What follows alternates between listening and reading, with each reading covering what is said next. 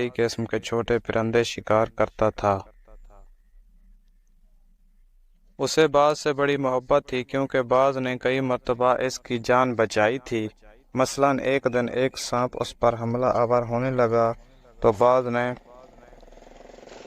اس سانپ کو اپنے بنجوں سے ادھیڑ کر رکھ دیا تھا۔ ایک دن شکاری نے شکار پر جانے کا ارادہ کیا اور حسب معمول باز کو بھی اپنے ساتھ لے گیا۔ وہ ایک گھنے جنگل میں پہنچ گیا جہاں جنگلی جانوروں کی کثرت تھی۔ اسے شکار کرتے ہوئے 2 دن گزر گئے۔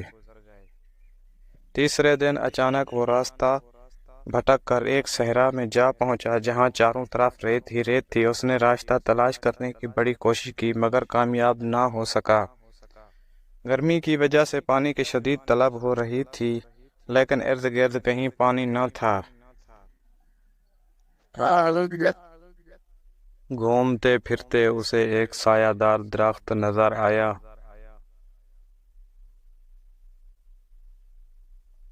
شکاری پیاس اور تھکن سے چور تھا، اس لیے اس نے صحرا میں سایہ دار درخت کا ملنا غنیمت جانا۔ شکاری اس کے نیچے جا بیٹھا، باز بھی اس کے قریب ہی بیٹھ گیا۔